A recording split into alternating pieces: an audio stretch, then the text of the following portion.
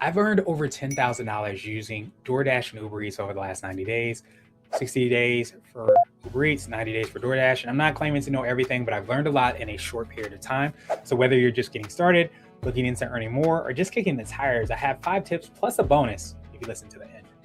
Tip number 1, multi-apping. When I first started, I only used DoorDash while I was getting my Uber Eats account approved. It made a huge difference when I added on Uber Eats. The reason? It's simple. Opportunities. More opportunities. When one app is slow, the other one might be busy. It also would have saved me. Fortunately, it was getting approved. When DoorDash had a major outage, I was literally delivering, couldn't mark the item as completed, the delivery as completed. So I had to go home and I didn't make any money. You don't have to take on any orders that you don't want to take on when you have more options. You can use both at the same time, but I recommend not taking 2 deliveries exactly at the same time. Take one, and once you're completed or near completion, you can take on another. But having multiple options gives you more control and more opportunity. Number 2, work smarter, not longer. One thing I've learned is that timing does matter tremendously. Dinner time is usually the best and the busiest time, 5 to 8, but that's also my family time. So that doesn't necessarily work for me. I have been out less than a handful of times during dinner time. So instead of trying to force a schedule that doesn't fit for my life, I look for other opportunities. I drive during lunch when I can, between meetings, or potentially if I have a cancellation on my calendar. The other part is I try to be very selective. Not every order deserves your time. This is something that has spilled into my business as well too. It's maybe a lot more selective with what I'm doing there as well.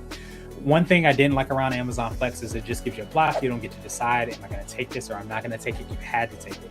This allows you the opportunity to be a lot more selective. So if I take an order and I know I need to pick up my son, I'm not going to take an order that won't allow me to do those things. So that's where I love this, because it fits into whatever it is that I'm trying to do. It makes sense.